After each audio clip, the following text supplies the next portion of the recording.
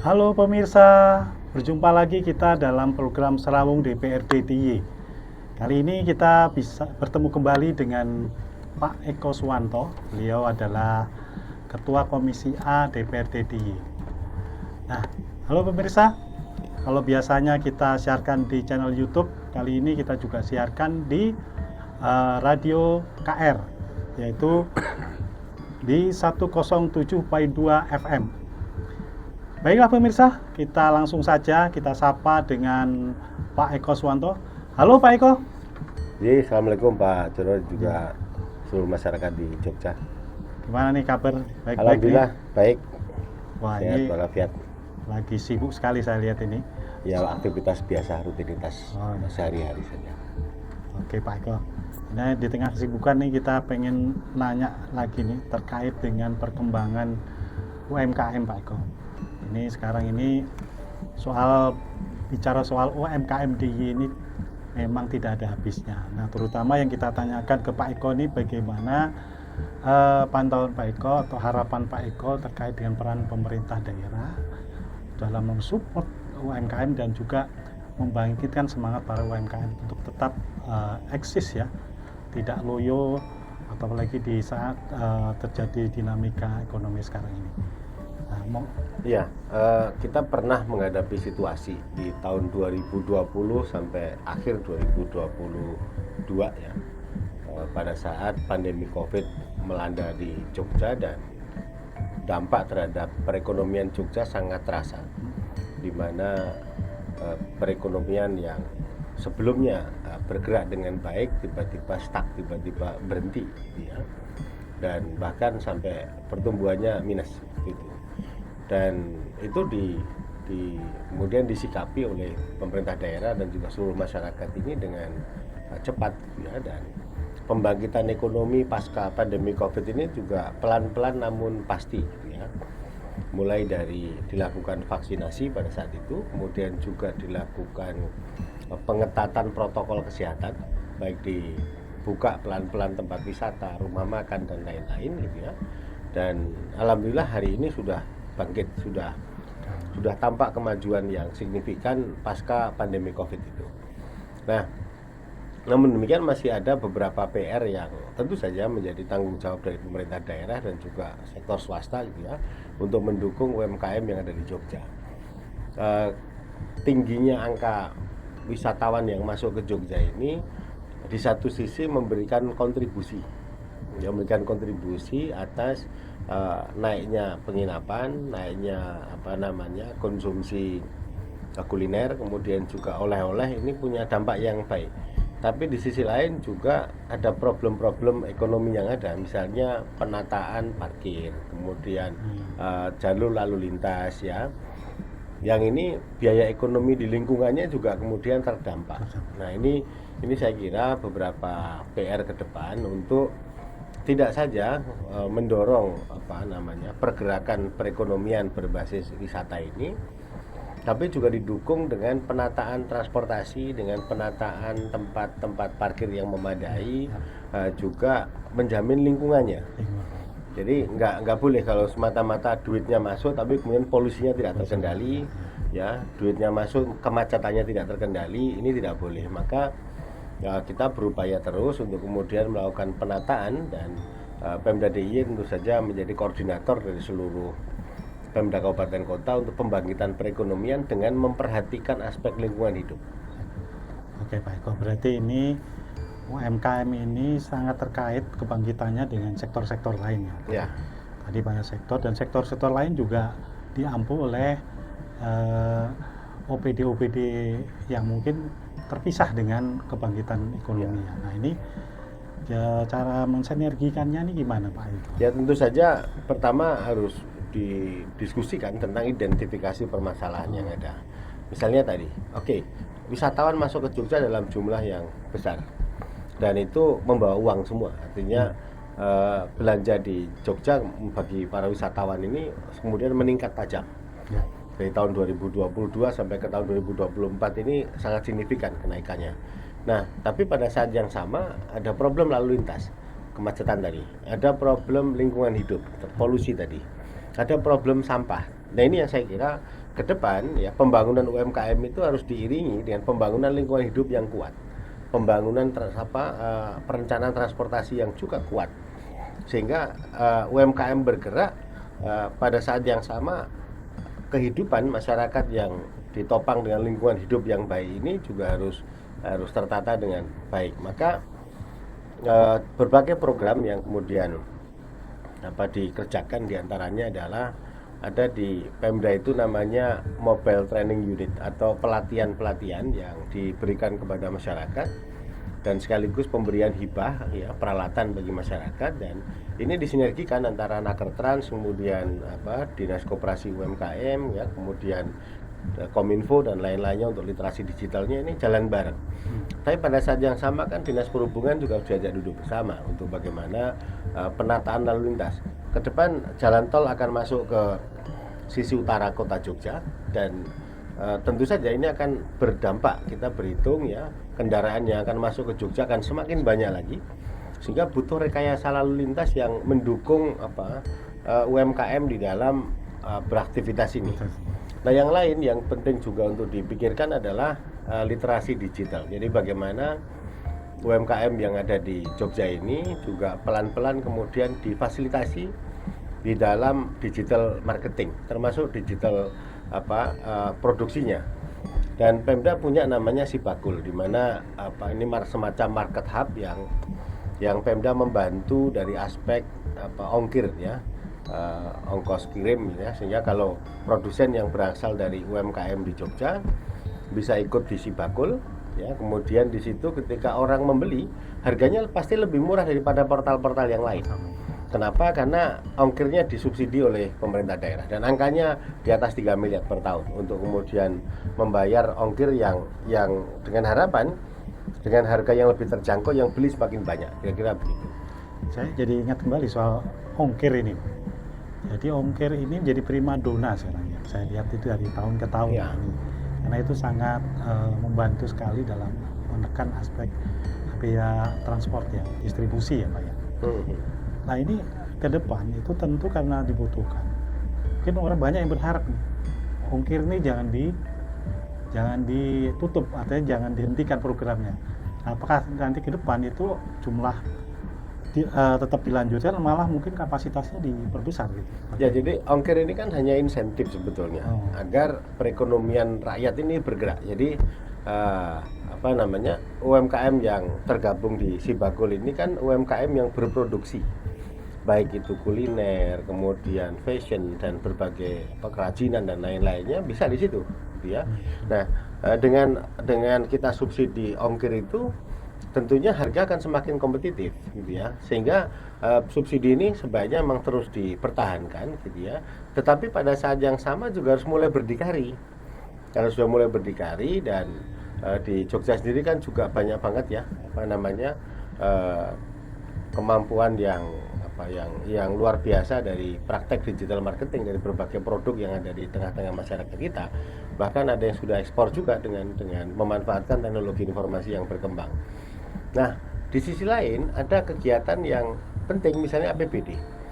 APBD ini kan punya alokasi untuk belanja konsumsi, rapat-rapat, pertemuan, reses dan lain-lainnya. Nah, ini yang kemudian kita harapkan dimaksimalkan untuk meminjam istilahnya Pak Hasto Wardoyo dari Kulon Progo itu, dulu bela beli Kulon Progo, ya sekarang bagaimana kemudian Pemda ya mengalokasikan anggaran itu untuk membeli produk-produk lokal DIY sendiri. Jadi kalau rapat ya konsumsinya dari DIY sendiri. Kemudian kalau mau memberi merchandise atau gift ya, atau kenang-kenangan ya antar Pemda, misalnya kayak jadi berbagai merchandise ini sebenarnya bisa untuk kemudian cenderamata. Jadi cenderamata ini bisa kemudian dia dari UMKM ini juga bisa, sehingga dana yang ada di pemerintah daerah ini kan APBD DIY ini kan kurang lebih 6 triliun. Ditambah dengan kabupaten kota, ini kan totalnya dengan dana desa se-DIY kurang lebih 16 sampai 17 triliun. Nah, sebagian besar itu kan untuk konsumsi, untuk berbagai aktivitas yang ada, dan ini e-katalog lokal menurut saya penting. Ya, e-katalog lokal itu memang dia belanja dengan memprioritaskan produk-produk lokal yang ada. Jadi misalnya mau bikin pedestrian misalnya, ya bahannya juga dari Jogja. Misalnya mau bikin bangunan, bisa nggak batu batanya dari Jogja misalnya. Ini untuk memutar uang yang ada di Jogja sehingga UMKM-nya juga bergerak. Pada saat yang sama UMKM juga harus kemudian punya etos kerja yang kuat untuk mandiri, untuk berdikari sehingga bisa menolong yang lain juga. Nah, ini saya kira beberapa hal yang menjadi PR untuk ke depan. Bagaimana Pemda memfasilitasi tidak hanya dari sisi produksi tapi juga sampai ke marketingnya. Tetapi pada saat yang sama juga harus mandiri, tidak boleh semata-mata kemudian mengandalkan APBD atau dana ACE. Jadi harus ada kemandirian yang kuat. Nah, saya lihat Pak Eko sering mengamati, memantau terhadap perkembangan pembinaan UMKM. Ya mungkin sebagai aktivitas lain sebagai wakil dari Dapil Kota ya Pak ya. Nah sejauh ini bagaimana Pak terkait dengan upaya tersebut yang diharapkan Pak Eko tadi, kemandirian tadi sudah seberapa jauh? Karena kan program bantuan ini kan sudah cukup lama Pak. Ya. Nah, jadi kemandiriannya sudah tercapai sampai kemana? Oke, jadi gini, saya punya pengalaman membantu ya, memfasilitasi bersama dengan Pemda tentu saja. Ada namanya Mobile Training Unit. Jadi ada pelatihan menjahit, kemudian ada memasak, kemudian ada desain grafis. Ini pelatihannya cukup lama, sekitar 32 hari. Dan masing-masing peserta mendapatkan insentif dalam bentuk hibah. Kalau memasak ya ada alat masak yang lengkap.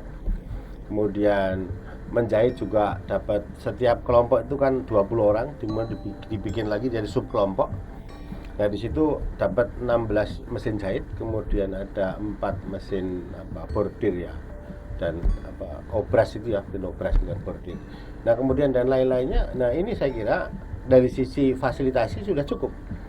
Ya, yang jadi soal adalah bagaimana membangkitkan etos kerja dan ketekunan. Nah di sisi lain kita melihat misalnya etos kerja orang Jogja ini kan hebat-hebat. Yang jualan gudeg itu kan ada yang buka dari jam 11 malam, ya bahkan dia jualan sampai pagi. Ada juga yang pedagang pasar ya di mana namanya Giwangan atau di pasar yang lain. Ada yang jam 1 malam baru kemudian beraktivitas. Artinya kita bisa mencontoh, generasi muda bisa mencontoh etos kerja yang hebat itu. Ya, ibu-ibu dia jualan gudeg dari malam sampai dini hari dan lain-lainnya, itu bagian dari contoh-contoh. Maka tidak cukup hanya Pemda memberikan fasilitasi, baik itu peralatan, kemudian pendanaan maupun pelatihannya itu sendiri, tapi harus ada kontinuitas atas pendampingannya. Untuk apa? Membangun mental model yang kuat, membangun mental entrepreneur yang tangguh. Ini yang saya kira menjadi PR bagi kita ke depan, sekaligus memanfaatkan teknologi informasi yang berkembang. Jadi bagaimana gadget ini kemudian menjadi alat perjuangan untuk mendukung pembangunan perekonomian rakyat itu sendiri. Oke Pak Eko, tadi menarik sekali Pak. Tadi sudah Pak Eko menceritakan sudah banyak yang menghasilkan UKM-UKM yang cukup sukses ya. Nah itu bagaimana, yang pertanyaan saya ke depan, bagaimana yang sudah sukses itu bisa membina yang lain kan gitu, yang lain. Nah, itu harap untuk program berikutnya gimana untuk mungkin tahun-tahun ke depannya gitu. Ya, yang jadi PR hari ini itu kan satu, sinergi. Jadi hari ini banyak OPD yang bergerak relatif sendiri-sendiri. Jadi masing-masing punya program unggulan, masing-masing punya program. Saya beri contoh tadi, betapa kegiatan pelatihan tadi dengan anggaran cukup tinggi, ada yang sampai angka 160 juta juga.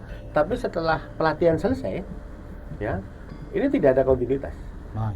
Ini yang saya maksudkan, agar ke depan ini disinergikan antar OPD ini harus duduk bareng untuk kemudian menjalankan tugas sesuai kewenangan masing-masing. Misalnya habis dilatih mau ngapain? Kan harus ngurus misalnya NIB-nya. Kalau dia makanan, apakah perlu PRT atau tidak, perlu sertifikat halal atau tidak, dan seterusnya. Ini harus kemudian didampingi terus kalau dia sesuatu yang baru, tentunya perlu haki juga, harus didaftarkan kekayaan intelektualnya misalnya menjahit dengan potongan tertentu kan bisa aja kemudian didaftarkan ke haki misalnya. Nah, pendampingan ini yang terus menerus ini yang penting. Tidak cukup hanya ajukan proposal, pelatihan selesai, peralatan dibagi selesai, tidak boleh. Jadi harus ada kontinuitas dan kemudian ini menjadi bagian dari produksi, gitu ya, bagian dari produksi yang ada. Sama dengan gamelan. Pemda DIY itu kan bagikan gamelan udah banyak banget. Ya. Di pedesaan ada, di kota ada. Tapi bagaimana kemudian gamelan ini mampu melahirkan aktivitas ekonomi, mampu melahirkan pendapatan dari sisi ekonomi, sehingga kegiatan kebudayaan ini pada akhirnya harus meningkatkan kesejahteraan masyarakat karena dia bermanfaat secara ekonomi. Nah, inilah saya kira beberapa PR. Satu soal bagaimana mensinergikan itu, kemudian yang kedua bagaimana pemerintah daerah mengambil peran untuk kerjasama dengan swasta. Jadi di kita ini kan ada Corporate Social Responsibility ya, ada CSR, yang itu bisa dibantukan untuk pelatihan-pelatihan juga boleh. Ya, kemudian juga swasta juga diminta untuk kemudian mengkonsumsi, gitu ya, mengkonsumsi hasil kerajinan masyarakat. Saya kira ini bagian dari kerjasama ke depan. Pada prinsipnya kita punya komitmen yang kuat untuk terus membangun perekonomian rakyat yang kuat dengan ciri tadi UMKM-nya. Makanya saya tidak suka menyebut namanya pelaku UMKM. Mereka adalah pengusaha UMKM, gitu ya. Sama-sama pengusaha, gitu ya. Dan hanya mungkin modalnya yang belum besar. Saya kira perputaran ekonomi ini harus didorong sehingga menjadi pengusaha yang lebih besar lagi. Dan bagaimana menggandeng yang lain, saya kira konsep pedagang-pedagang yang lama ini bisa dicontoh. Jadi misalnya begini, ada yang jualan gudeg, kemudian keluarganya ikut setiap hari ikut melihat memasak, kemudian ikut menyajikan. Selang berapa tahun kemudian bikin usaha sendiri. Demikian juga yang bakmi Gunung Kidul misalnya, dia ikut orang misalnya 2-3 tahun mungkin sampai 5 tahun, dia melihat proses produksinya, dia melihat proses melayaninya, proses menjualnya, kemudian pada saat tertentu tanda kutip disapih oleh dimandirikan oleh bosnya sebelumnya, akhirnya bikin usaha sendiri. Saya kira tidak hanya kemitraan, tapi juga kehendak atau komitmen untuk kemudian setiap pengusaha menggandeng pengusaha yang lebih kecil terus-menerus untuk menjadi lebih besar lagi. Oke Pak Eko, jadi menarik sekali. Tadi tantangan ke depan dari pemerintah daerah, karena kan DIY ini Pak. Jadi selain merekrut para UMKM itu terus dididik, kemudian dilatih, kemudian menghasilkan produksi yang lebih baik, bagaimana kemudian setelah itu ditangkap atau dilanjutkan oleh OPD yang lain sehingga harus berkesinambungan, sehingga tidak hanya berhenti di SPJ SPC saja nggak boleh di situ, harus ada tindak lanjut dari setelah pelatihan ngapain, misalnya dibantu tadi NIP-nya, dibantu PIRT-nya kalau dia makanan, kemudian dibantu sertifikasi halalnya kalau dia makanan, kemudian dibantu juga berbagai dokumen-dokumen agar kemudian ketika berusaha bisa ngakses bank. Nah, ini persoalannya mekanisme evaluasinya apa perlu semacam diperbaiki apa ditingkatkan gitu, kan tadi kan berbasis SPC itu. Saya kira begini, Sekda ini kan pembantu gubernur. Saya kira Sekda sebagai ketua tim anggaran ya, pada saat menyusun penganggaran ini bisa memulai untuk mengkoordinasikan ya, sekaligus bersama kabupaten kota, kan kita hanya 5 kabupaten kota ya, sehingga saya kira tidak terlalu sulit ya, beda dengan provinsi lain yang kabupatennya ada 35, ada yang dan seterusnya. Jadi saya kira DIY lebih mudah untuk kemudian dari sisi waktu maupun dari sisi kesempatan untuk tatap muka jauh lebih mudah untuk ketemu dengan katakanlah 5 bupati wali kota. Ini saya kira sinergi ini yang penting untuk kemudian ada kesinambungan. Jadi sejak perencanaan anggaran sudah tahu, tahun depan akan ada bantuan untuk misalnya menjahit misalnya. Nah, setelah menjahit tanggung jawab siapa untuk pendampingannya? Dinas UMKM misalnya. Terus bagaimana literasi digitalnya? Dinas Kominfo misalnya. Ini saya kira tidak terlalu sulit sepanjang Pemda berani untuk kemudian memulainya. Oke, begitu Pak Eko. Terima kasih banyak ini. Nggih, ya. Luar biasa nih saya. Jadi intinya mengkerucut adalah kekuatan dalam koordinasi ini sangat menentukan dalam kebangkitan UKM untuk yang menuju yang lebih baik itu ya Pak Eko ya. Jadi kita kan ingat ya, Bung Karno menyebut namanya Trisakti. Ya. Jadi berdaulat dalam bidang politik. Nah, yang kedua ini berdikari dalam bidang ekonomi dan juga berkepribadian dalam kebudayaan. Nah, pembangunan UMKM ini dalam rangka itu tadi, membangun keberdikarian di bidang ekonomi. Tugasnya pemerintah dan pemerintah daerah adalah memberikan fasilitasi, pembinaan dan monitoring. Pada saat yang sama, kita dari PDI Perjuangan juga terus-menerus melakukan kerja keras untuk membangkitkan perekonomian di Jogja agar kesejahteraan masyarakat meningkat. Oke Pak. Terima kasih banyak Pak Eko nih. Nggih, Pak Nuwun. Menyalakan waktunya di tengah kesibukan. Terima kasih. Menjalankan Mas tugas Jono. sebagai anggota DPRD dan menjalankan tugas sebagai sebagai petugas partai di Nggih. PDIP. Ya, mohon doanya ini untuk pemilu 2014 besok ditugaskan lagi jadi caleg DPRD Provinsi Dapil Kota Jogja. Oke, semoga sukses Pak. Nggih, amin nggih. Pemirsa, demikian wawancara kita dengan Pak Eko Swanto. Sampai jumpa dalam Serawung DPRD berikutnya. Terima kasih. Wassalamualaikum warahmatullahi wabarakatuh.